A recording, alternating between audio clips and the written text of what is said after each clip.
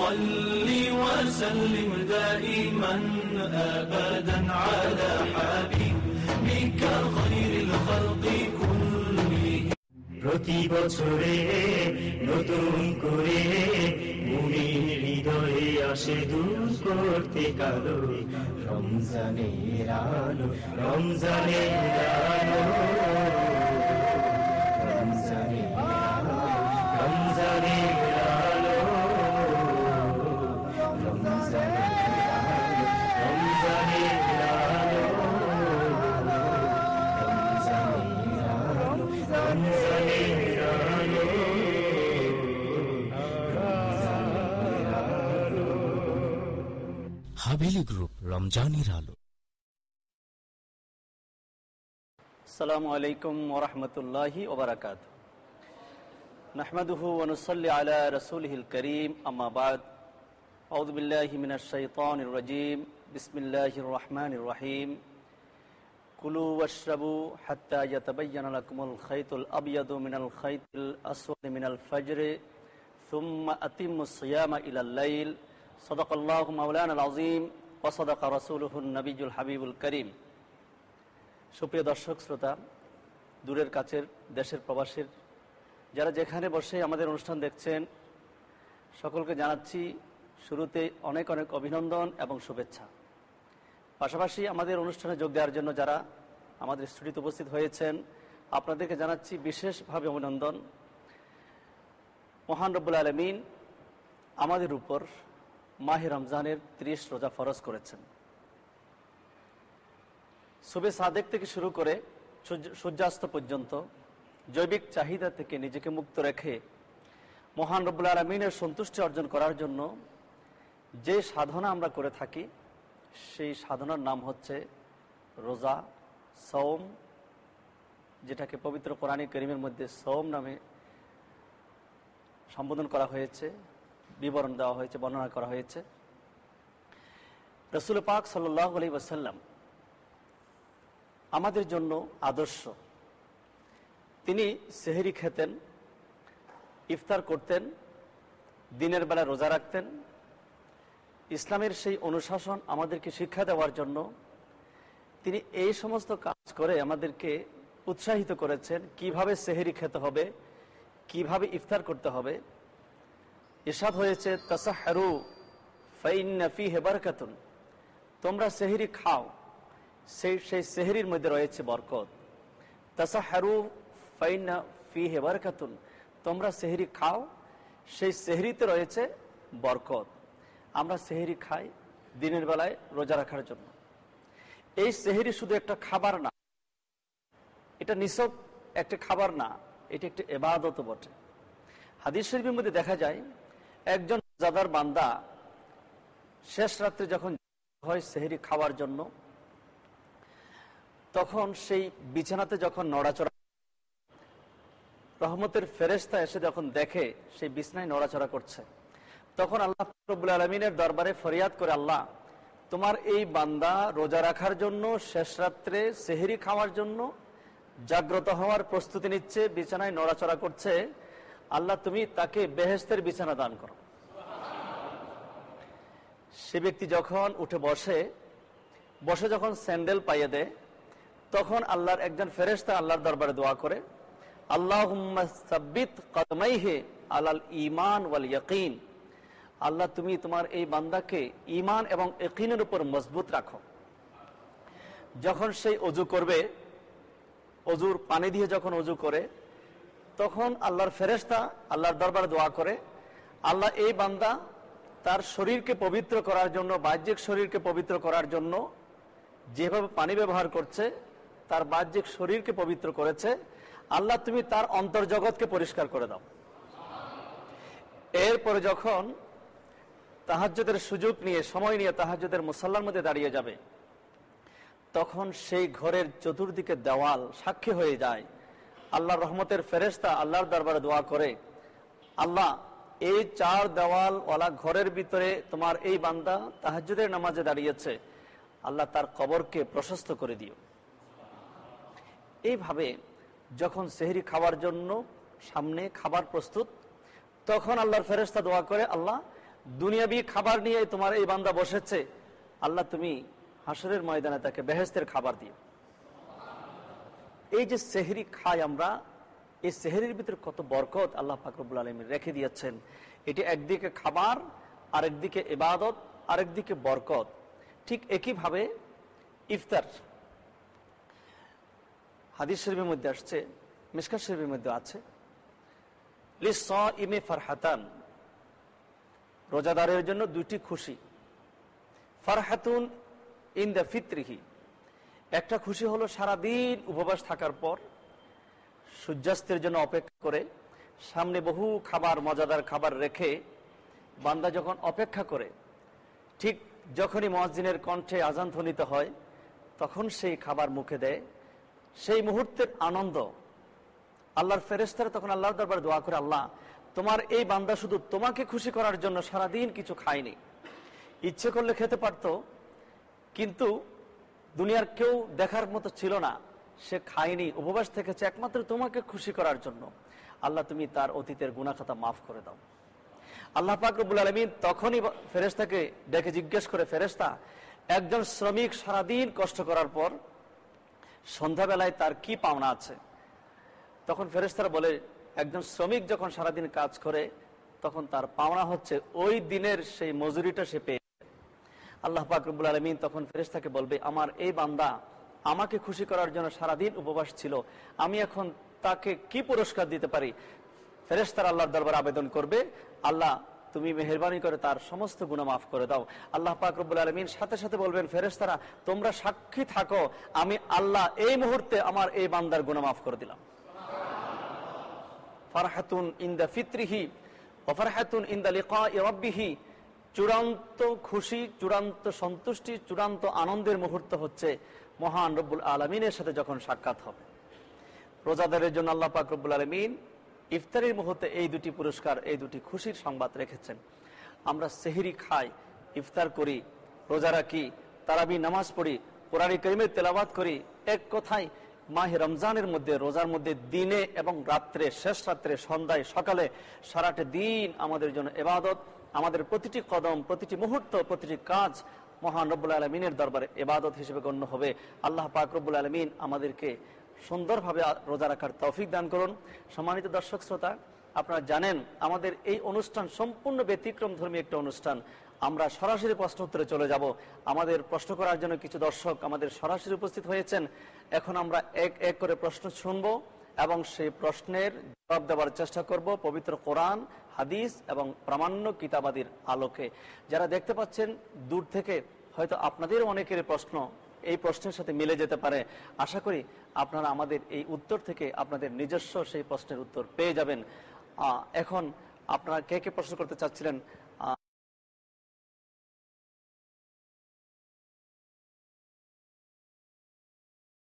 আসসালামু আলাইকুম, আমার নাম মোহাম্মদ খলিলুল্লাহ, আমি সরকারি চাকরি করি। আমার প্রশ্ন, দিনের বেলায় রোজা রাখা অবস্থায় যদি গোসল ফরজ হয়ে যায় তাহলে রোজা হবে কিনা? সুন্দর প্রশ্ন, খুবই গুরুত্বপূর্ণ একটি প্রশ্ন করেছেন আপনি। এটা হতে পারে দিনের বেলায় রোজা অবস্থায় যদি কেউ নাপাক হয়ে যায়, তাকে গোসল করতে হবে। তো এতে করে রোজা ভাঙবে কিনা আপনার একটা সন্দেহ, যে রোজা কি থাকবে না ভেঙে যাবে।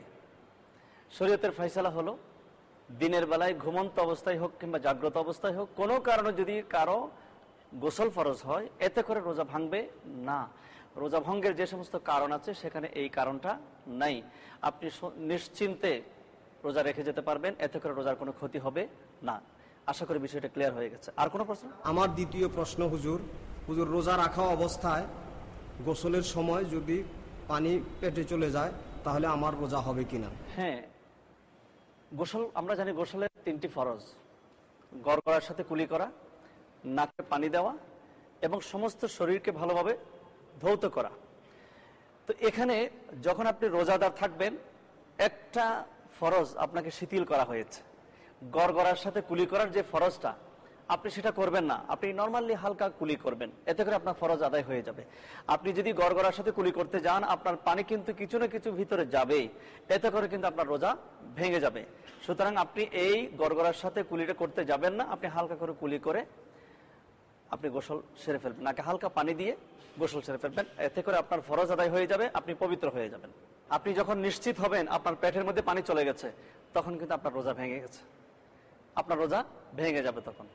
এই জন্য ফিকহের কিতাবের মধ্যে বারবার তাকিদ এসছে, এমনকি ওযু করার সময় কুরি করা, নাকে পানি দেওয়া, জোর করে, এগুলার কথা বারবার নিষেধ এসেছে। আপনি খুব হালকা ভাবে করবেন, হালকা, যাতে করে ভিতরে কোনো পানি যেতে না পারে। এই জন্য তো তাকিদ এসছে যে আপনি এই সমস্ত বিষয়গুলো অত্যন্ত সতর্ক থাকতে হবে, কারণ এটা হচ্ছে সুন্নত। আপনি কুলি করা সুন্নত, নাকে পানি দেওয়া সুন্নত, কিন্তু রোজা আপনার ফরজ। আপনি সুন্নত আদায় করতে গিয়ে যাতে ফরজের উপর কোনো আঘাত না আসে, সেই বিষয়ে আপনাকে অবশ্যই লক্ষ্য রাখতে হবে, অবশ্যই খেয়াল রাখতে হবে। আশা করি আপনাদের আরো যারা আছেন আপনাদের এই সমস্ত বিষয়গুলো কাজে আসবে, যে গোসল ফরজ হলে আপনি গোসল ফরজ আদায় করার সময় সতর্ক থাকবেন, সুন্নত আদায় করার সময় সতর্ক থাকবেন।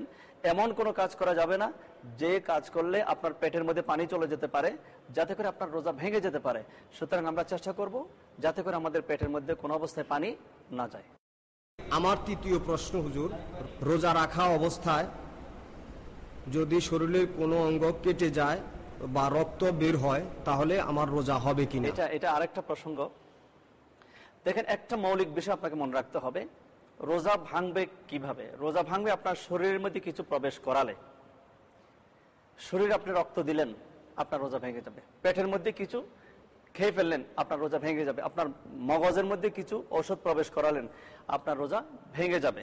কিন্তু শরীর থেকে কিছু বের হলে, যেমন পেশাব, পায়খানা বা কোনো কারণে রক্ত, কোথাও আঘাত লেগে রক্ত বের হয়ে গেল, এতে করে রোজা ভাঙবে না। এতে করে অজু ভাঙবে। অজু ভাঙা এক জিনিস, রোজা ভাঙা আরেক জিনিস। বের হলে অজু ভাঙে, আর শরীরে প্রবেশ করলে রোজা ভাঙে। এই জিনিসটা মনে রাখতে হবে। শরীর থেকে বের হলে অজু ভাঙে, আর শরীরে প্রবেশ করলে রোজা ভাঙে। ঠিক আছে, এবার নেক্সট কোয়েশ্চন। আর কেউ?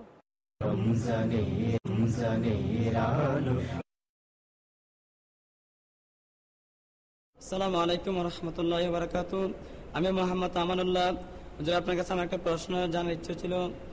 আমরা মাহে রমজান মাসে যখন ইফতারি করি, দেখা যায় এমন সময় অন্ধকারে আবহাওয়া থাকার কারণে অন্ধকারে আবির্ভূত হয়, এমন সময় আমরা ইফতারি করে ফেলি, কিছুক্ষণ পরে মসজিদে এলান আসে, তখন আমাদের করণীয় কাজ কি? সুন্দর প্রশ্ন, চমৎকার প্রশ্ন। আমাদেরকে অবশ্যই নিশ্চিত হতে হবে যে ইফতারির সময় হয়েছে কিনা। ইফতারির সময় না হওয়ার আগে কেউ কোনো অবস্থায় কিছু খেতে পারবে না। আন্দাজ করে, ধারণা করে কিছু খেয়ে ফেললো, কিছুক্ষণ পর দেখে যে না, আমি যখন খেয়েছিলাম তখন কিন্তু ইফতারির সময় হয়নি, ওই মুহূর্তে তার রোজাটা হবে না।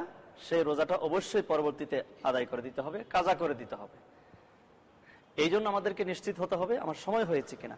কেন আমরা এই যুগের মধ্যে এসে যে আকাশের দিকে তাকাবো? আমাদের প্রত্যেকের হাতে ঘড়ি আছে, আমাদের কাছে টেলিভিশন আছে, রেডিও আছে, পত্রপত্রিকা আছে, মোবাইল আছে, আমাদের টাইম দেখার জন্য যথেষ্ট সুযোগ আছে। আমরা এই মুহূর্তে এই যুগে এসে আকাশের অবস্থার দিকে লক্ষ্য করে এই সমস্ত এইভাবে সিদ্ধান্ত নেওয়া আমাদের সমীচীন না।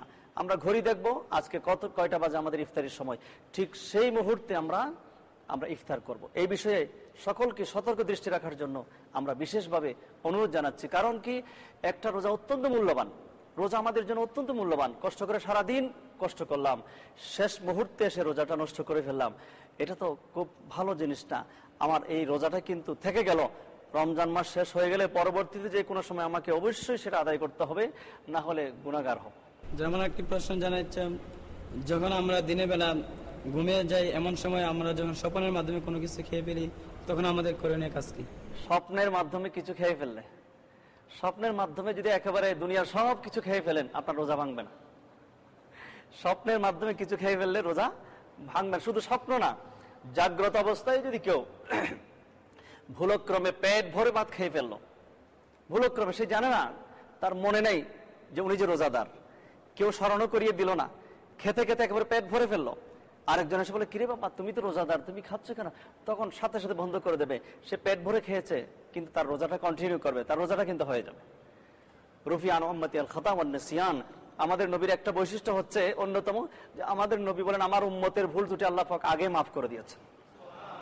এটা হচ্ছে একটা ভুল করে কিছু করলে সেটা আল্লাহ পাক মাফ করে দিয়েছেন। হ্যাঁ, ঠিক আছে, নেক্সট কোয়েশ্চেন। আপনি করতে চাইছিলেন।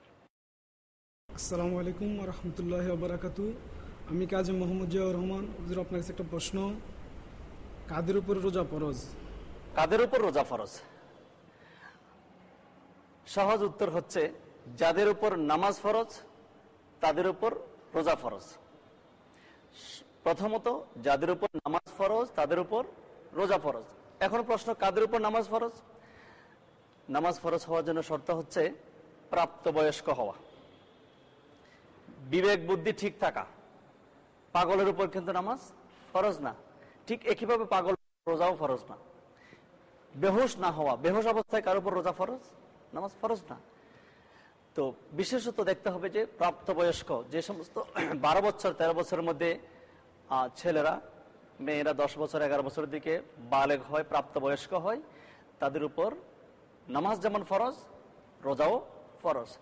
এমত অবস্থায় অভিভাবকদের উচিত যে ছেলেদেরকে, মেয়েদেরকে রোজা রাখার জন্য উৎসাহিত করা, তাদেরকে সহযোগিতা করা।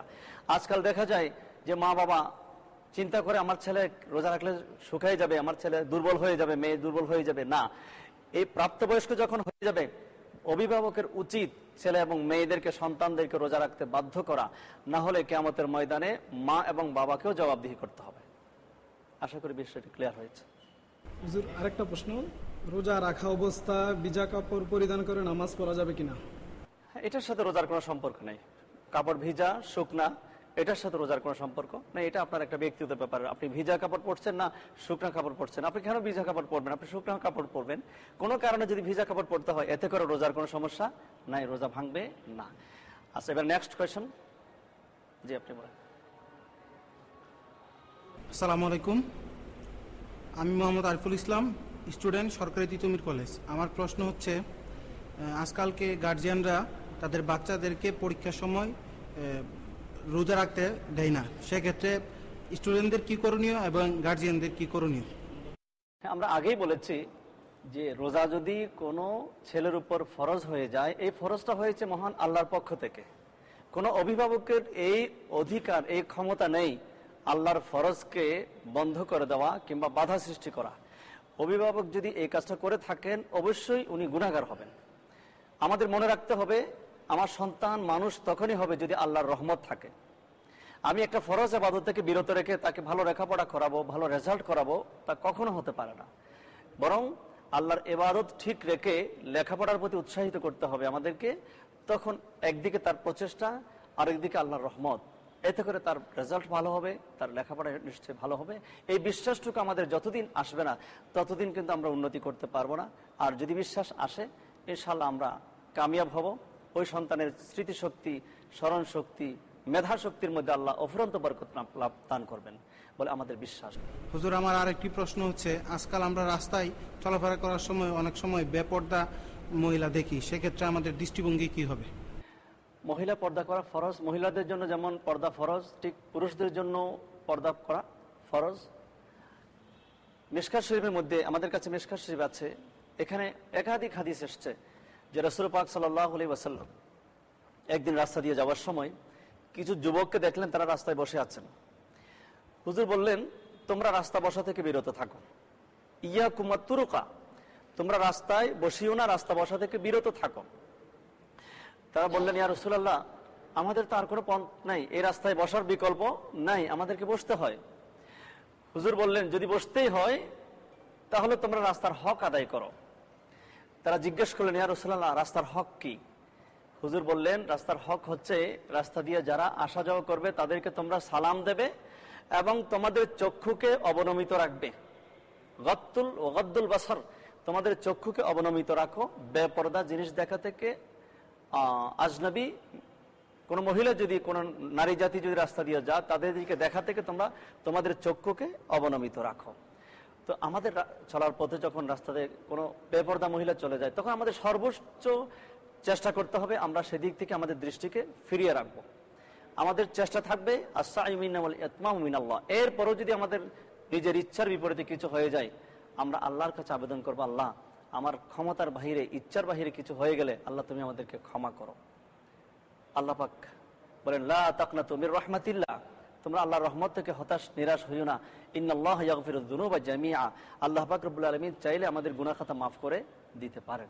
আমাদের চেষ্টা থাকতে হবে। পাশাপাশি যারা মহিলা আছেন, মেয়েরা আছেন, তাদের উচিত তারা একটু পর্দা করা। পর্দা ফরজ, পর্দা ফরজ, কিয়ামতের ময়দানে এগুলো জবাবদিহি করতে হবে।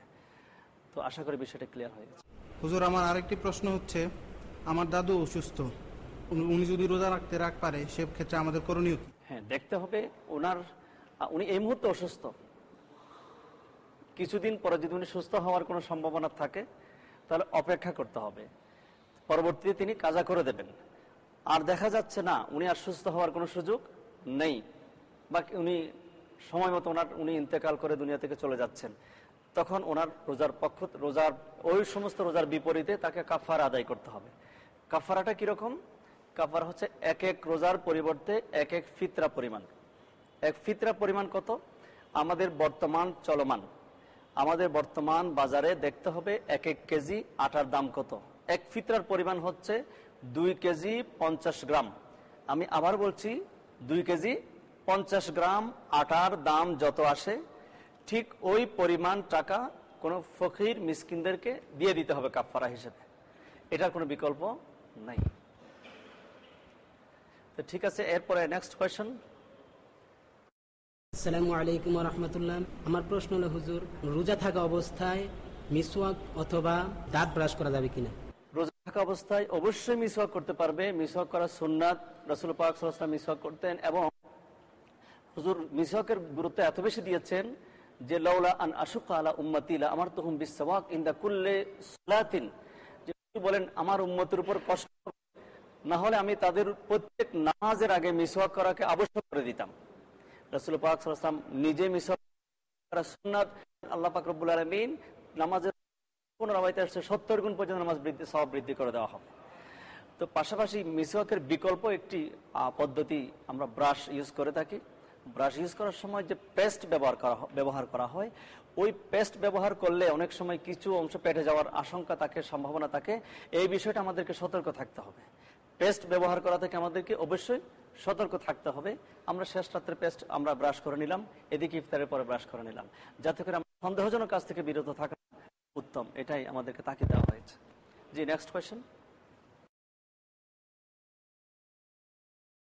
আসসালামু আলাইকুম রহমতুল্লাহ। আমি মোহাম্মদ কামরুজ্জামান, ছাত্র, সরকারি তিতুমির কলেজ। আমার প্রশ্ন, আপনি বলেছেন যাদের উপরে নামাজ ফরজ তাদের উপরে রোজা ফরজ, কিন্তু যারা অপ্রাপ্ত বয়স্ক ছোট তারা যদি রোজা রাখে তাদের রোজা কি হবে? হ্যাঁ, সুন্দর একটি প্রশ্ন। আমাদের ছোট ছোট বাবুরা 5 বছর বয়স, 6 বছর বয়স, তারা রোজা রাখতে চায়, তারা অনুমতি চায় বাবার কাছে, তারা কান্নাকাটি করে অনেক সময় রোজা রাখতে। আমরা তাদেরকে রোজা রাখতে দেই না। তবে হ্যাঁ, আমাদের দায়িত্ব হচ্ছে তাদেরকে একটু একটু করে সুযোগ দিয়ে প্র্যাকটিস করে তাদেরকে গড়ে তোলা। হ্যাঁ, তাদের উপর তো রোজা ফরজ না, এই রোজার সওয়াব কি হবে? হাদিসের মধ্যে দেখা যায় ছোট বাচ্চারা যখন, যাদের উপর রোজা ফরজ না, এখনো ফরজ হয় নাই, ওই অপ্রাপ্ত বয়স্ক বাচ্চারা যদি রোজা রাখে, সেই রোজার বরকত সওয়াব তাদের মা এবং বাবাকে দেওয়া হবে। এতে করে মা বাবা কিছু লাভবান হলেন, আর ছোট ছোট শিশুরা প্র্যাকটিস করলো, একটু শিখলো, প্রশিক্ষণ পেয়ে গেল। এক সময় তারা যখন তাদের উপর রোজা ফরজ হবে, তখন রোজা রাখতে তাদের আর কোনো কষ্ট হবে না। হঠাৎ করে 30টা রোজা রাখাটা যত কঠিন, যে 6টা 7টা 10টা 20টা করে রাখতে রাখতে একটা অভ্যাস হয়ে গেলে, সে যখন প্রাপ্তবয়স্ক হবে তখন তার 30 রোজা আদায় করতে সহজ হয়ে যাবে। আমাদের প্রত্যেকের উচিত আমাদের ছোট ছোট ছেলে মেয়ে, ভাতিজা ভাগিনী যারাই আছেন, আপনাদের অনেকে নাতি নাতনি, তাদেরকে উৎসাহিত করা মাহে রমজানের রোজা রাখার জন্য। প্লিজ, এবার আপনি প্রশ্ন করতে চাইছিলেন।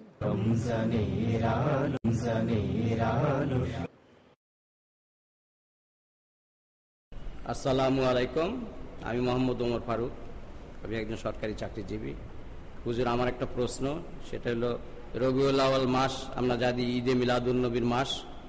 এ মাসে ঈদে মিলাদুন্নবী উদযাপন হয়, কিন্তু কিছু কিছু ক্ষেত্রে কোথাও কোথাও সিরাতুন্নবী পালন করা হয় এই মাসে, এবং সাধারণ ধর্মপ্রাণ মানুষ এটা বিভ্রান্তিতে পড়ে যায়, এবং এটা কোনটা পালন করা বাঞ্ছনীয় উচিত আমাদের, সেই সম্বন্ধে কিছু বলবেন কি? আচ্ছা, ঠিক আছে, ঠিক আছে, সুন্দর প্রশ্ন, অত্যন্ত গুরুত্বপূর্ণ একটি প্রশ্ন।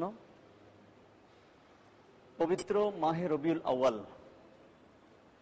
আউয়াল মাস যখন আসে, তখন আমাদের দেশ তথা সারা পৃথিবীতে ধর্মপ্রাণ মুসলমানরা ঈদে মিলাদুন্নবী সাল্লাল্লাহু আলাইহি ওয়াসাল্লাম মাহফিল করে থাকে। এটার যথেষ্ট যৌক্তিকতা আছে। পবিত্র কোরআন, হাদিস এবং ইমামদের, অলি বুজুর্গ, গাউস কুতুব যারা যুগ যুগ ধরে চলে আসছেন, সাহাবা ইকরাম, তাবিন, তবে তাবিন, একেবারে যুগ যুগ ধরে চলে আসছে এই মাহফিল, যেটাকে বলা হয় ঈদে মিলাদুন্নবী। দেখেন, আমাদেরকে আগে বুঝতে হবে মিলাদুন্নবী কাকে বলা হয় এবং ঈদে মিলাদুন্নবী কাকে বলা হয়। এখানে দুটি শব্দ, একটা ঈদ আর একটা মিলাদুন্নবী। ঈদ শব্দের অর্থ খুশি, মিলাদুন্নবী শব্দের অর্থ নবীর আগমন। তো কথাটা দাঁড়ালো কি, নবীর আগমন উপলক্ষে খুশি। নবীর আগমন উপলক্ষে খুশি। কোথায় আগমন করেছেন? পৃথিবীতে আগমন করেছেন 570 খ্রিস্টাব্দে 12ই রবিউল আউয়াল। সাধারণত আমরা যখন কিছু পাই তখন আমরা খুশি হই। আল্লাহ পাক রব্বুল আলামিন যখন আমাদেরকে কিছু দেন তখন আমরা খুশি হই, আল্লাহর দরবারে শুকরিয়া আদায় করি, কৃতজ্ঞতা প্রকাশ করি। এবং সেই কৃতজ্ঞতা প্রকাশ করার কথা মহান রব্বুল আলামিন পবিত্র কোরআনে কারিমে বলেছেন, লা ইন শাকারতুম লা আযীদান্নাকুম ওয়া লা ইন কাফারতুম ইন্না আযাবি লাশাদীদ। পবিত্র কোরআনে কারিমের মধ্যে আসছে যে তোমরা যদি কৃতজ্ঞতা প্রকাশ করো আমি তোমাদেরকে নিয়ামত আরো বাড়িয়ে দেব, আর যদি অস্বীকার করো মনে রাখো আমার আযাব কঠিন, ইন্না আযাবি লাশাদীদ।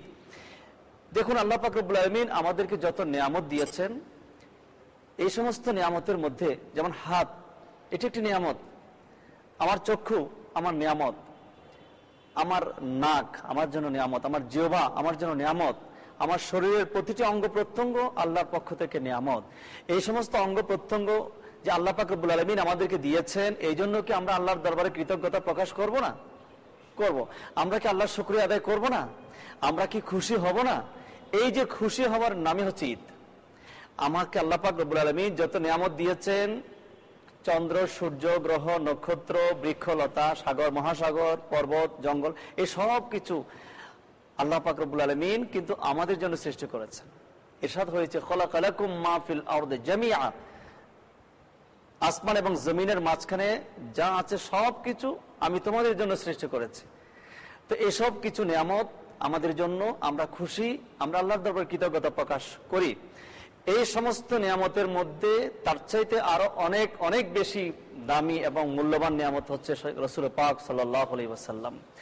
তিনি সমস্ত নিয়ামতের মূল, তিনি সমস্ত রহমতের মূল, তিনি হচ্ছেন সমস্ত নিয়ামতের মূল উৎস। তিনি না হলে কিছুই সৃষ্টি হতো না।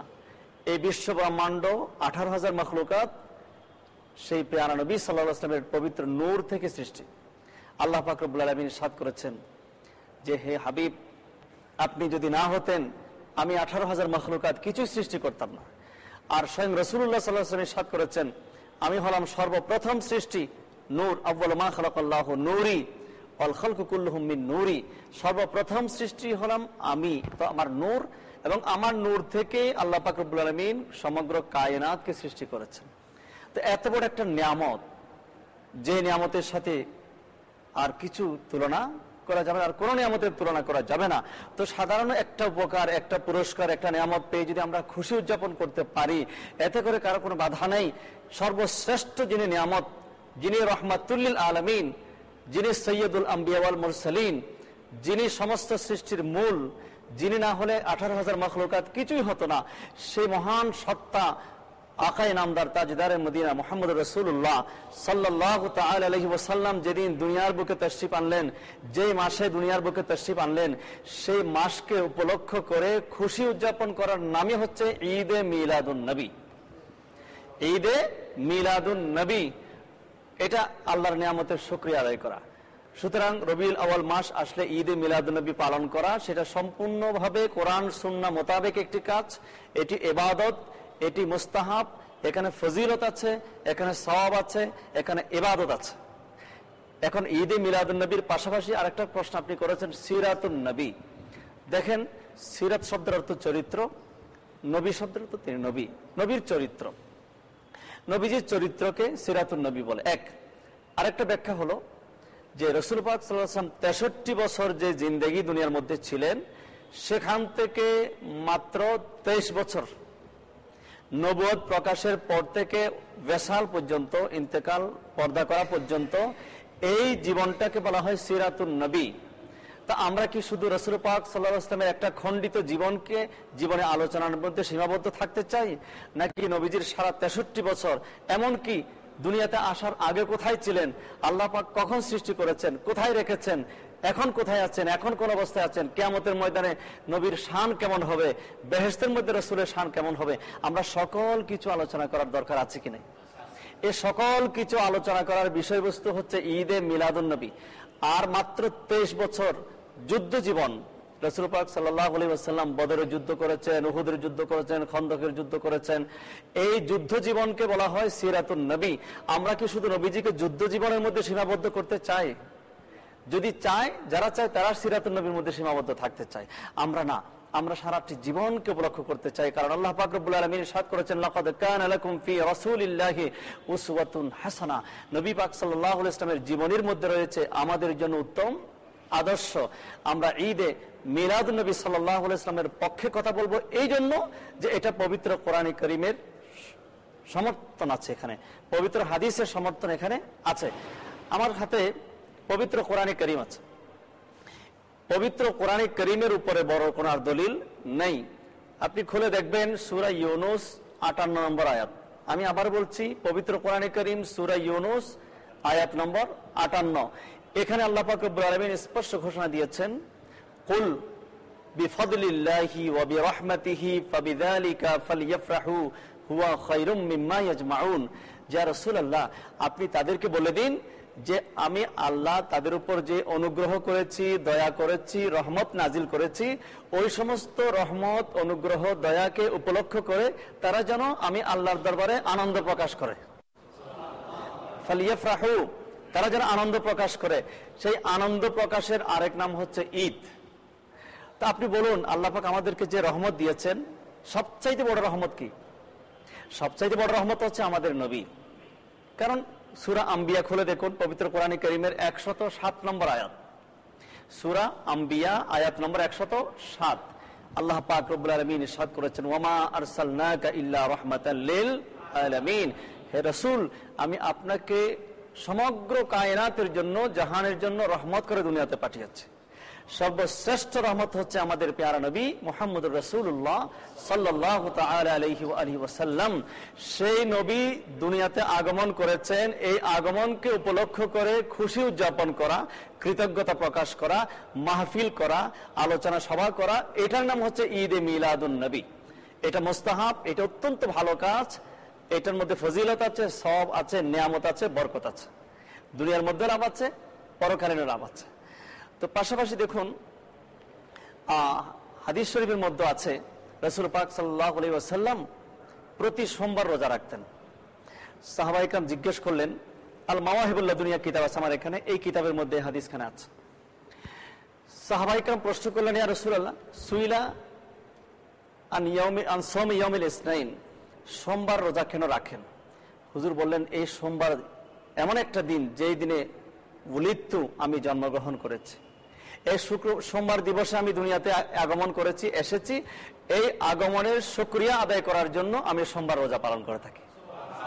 নবীজি নিজেই নিজের মিলাদ পালন করে আমাদেরকে শিক্ষা দিয়েছে। তো সুতরাং ঈদে মিলাদুন নবী পালন করা অত্যন্ত বরকতমণ্ডিত একটি কাজ এবং পবিত্র কাজ এবং বরকত। এখানে ইবাদত রয়েছে, এখানে সওয়াব রয়েছে। আমরা মনে আশা করি বিষয়টা মোটামুটি ক্লিয়ার হয়ে গেছে। আর এই বিষয়ে আর কারো কোনো প্রশ্ন থাকলে আপনারা করতে পারেন। বিসমিল্লাহির রহমানির রহিম।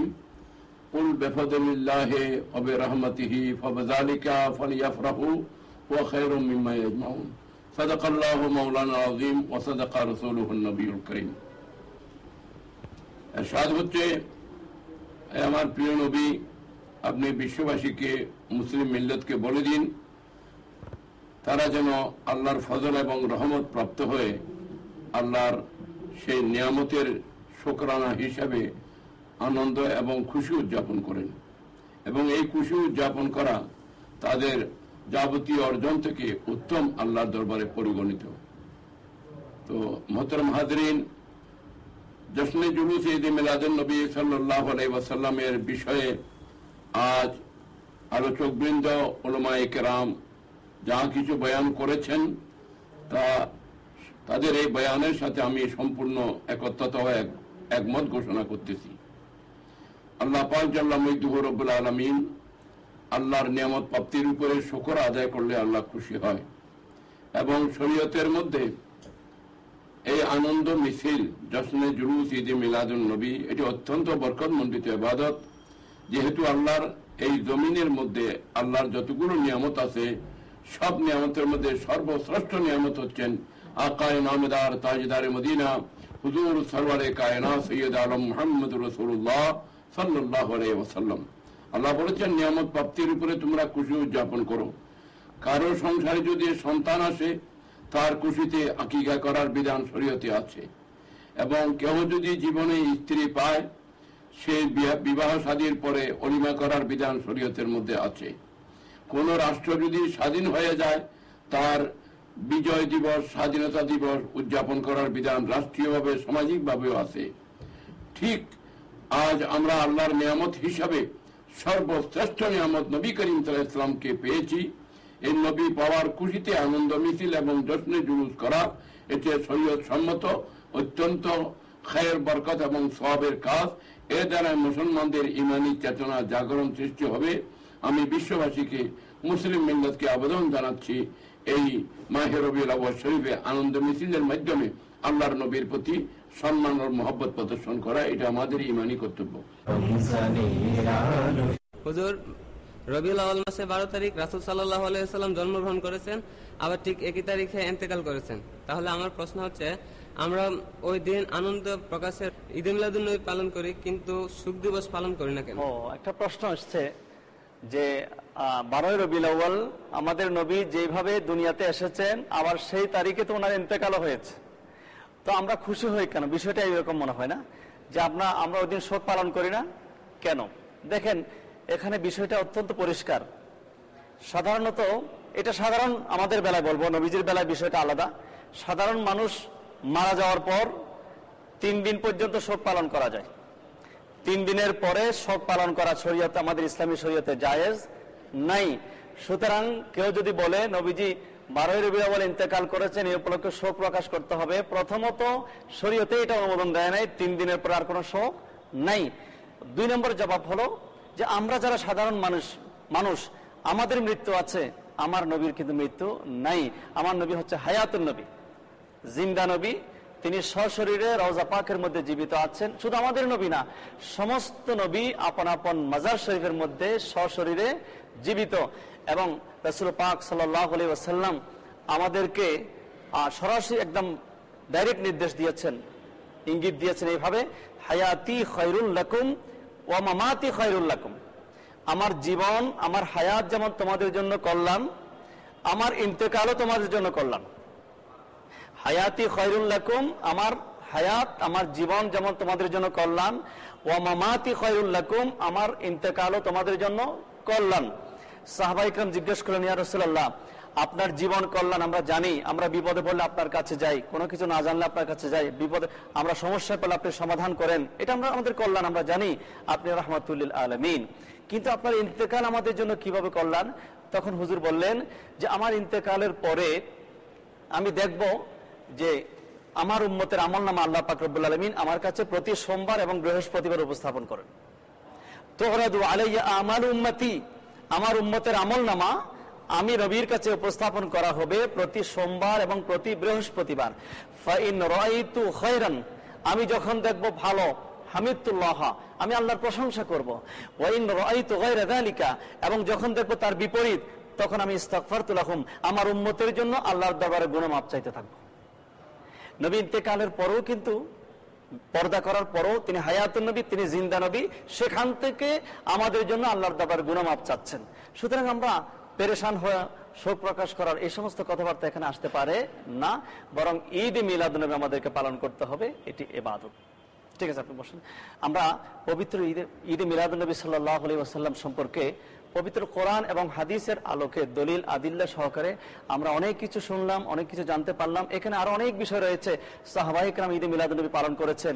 আর নি'মাতুল কুবরা আলাল আলম ফি মাওলাদ সৈয়দ উলদ আদম কিতাবের মধ্যে আছে হযরত আবু বকর সিদ্দিক রাদিয়াল্লাহু তাআলা আনহু, হযরত ওমর ফারুক আযম রাদিয়াল্লাহু তাআলা আনহু, হযরত ওসমান গনি, হযরত মাওলা আলী শের খুদা রাদিয়াল্লাহু তাআলা আনহু সহ সাহাবায়ে কেরাম সকলে ঈদ মিলাদুন নবী সাল্লাল্লাহু আলাইহি ওয়াসাল্লামের পক্ষে ছিলেন, পালন করেছেন এবং পালন করার জন্য বিভিন্নভাবে উৎসাহিত করেছেন। আসুন আমরা আমার পেয়ারা নবীর প্রেমে আত্মনিবেদিত হয়ে পবিত্র বারে রবিউল আউয়াল শরীফ সহ সারাটি বছর যেন আমরা ঈদ মিলাদুন নবী সাল্লাল্লাহু আলাইহি ওয়াসাল্লাম পালন করে সেই মাহফিলের বরকত নিয়ামত হাসিল করে আমাদের উভয় জাহানকে কল্যাণময় এবং সুখী সমৃদ্ধশালী করতে পারি, পরকালীন জীবনকে যেন বেহেশতের মধ্যে আমাদের ঠিকানা বানাতে পারি। আল্লাহ পাক রব্বুল আলামিন আমাদেরকে কবুল করুন। সবাই ভালো থাকুন, সুস্থ থাকুন। আজকে এতটুকু বিদায়, আগামী অনুষ্ঠান দেখার আমন্ত্রণ জানিয়ে এখানে শেষ করছি। ওয়া আখিরু দাওয়ানা আনিল হামদুলিল্লাহি রাব্বিল আলামিন। ওয়াসসালামু আলাইকুম ওয়া রাহমাতুল্লাহি ওয়া বারাকাতুহু।